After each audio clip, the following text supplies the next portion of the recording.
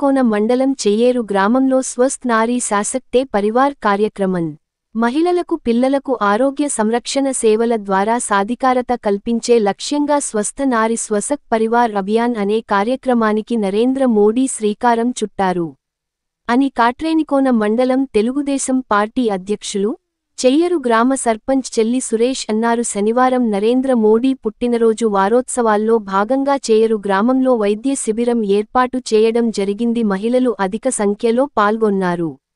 మహిళలు దృఢంగా ఆరోగ్యంగా ఉంటేనే ఆ కుటుంబం సంరక్షించబడుతుందని సురేష్ తెలిపారు.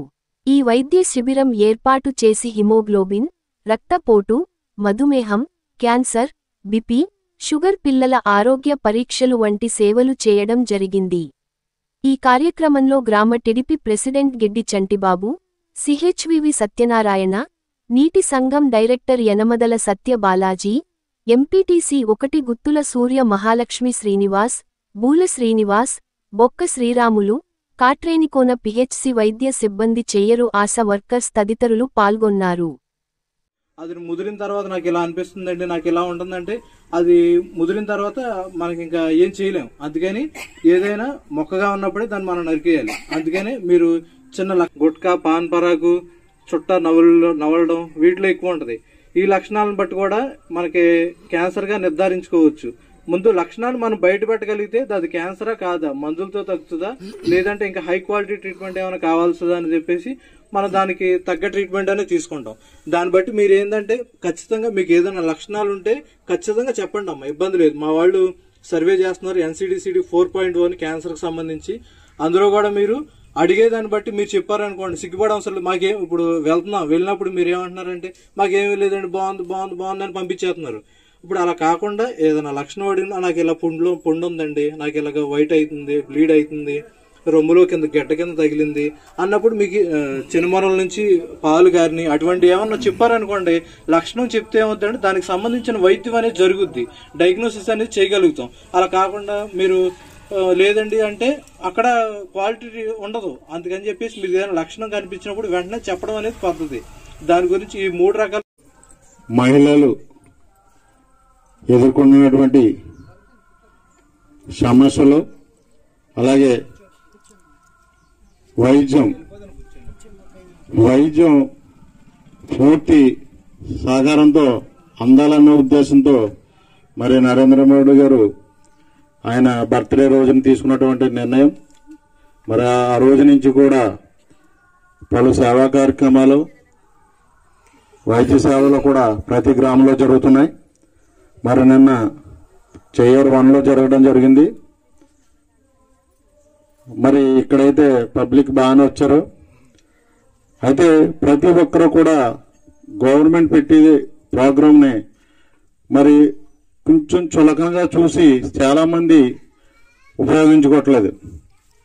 ఎందుకంటే మనం డబ్బులెట్టి చూపించుకోవడానికే ఇష్టపడుతున్నాం తప్ప గవర్నమెంట్ ప్రొవైడ్ చేసే దానికి ఆసక్తి చూపట్లేదు. ఎందుకంటే ఈవేళ గవర్నమెంట్లో వైద్యం చాలా నెంబర్ 1గా నడుస్తుంది. ఎందుకంటే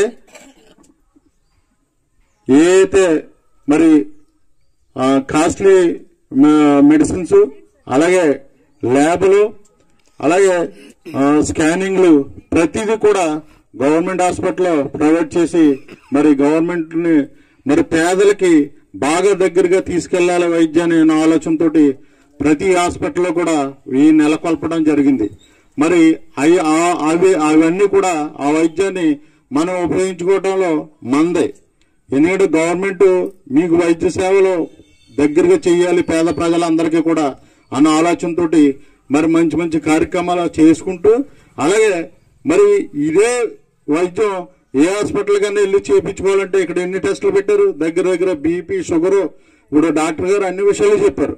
మీకు ప్రతిదీ కూడా ఇక్కడ అవైలబుల్ గా ఉంది. ఇవన్నీ చేయించుకోవాల్సిన మీరు డాక్టర్ అంటే దేవుడితో సమానం.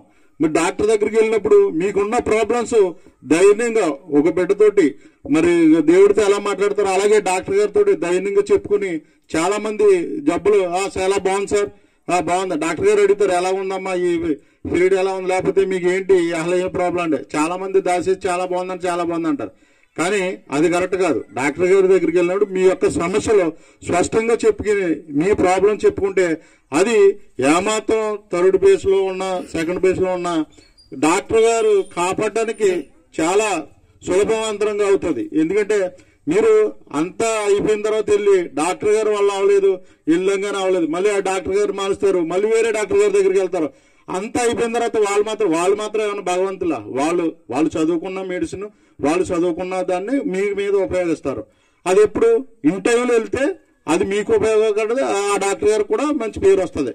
అందుకని తప్పనిసరిగా మీరు ఏదున్నా మరి గవర్నమెంట్ ఇంకా దగ్గరికి మీ వైద్య సేవలు తీసుకురావడం ఆలోచనతోటి మరి ఇటువంటి కార్యక్రమాలు చేస్తారు.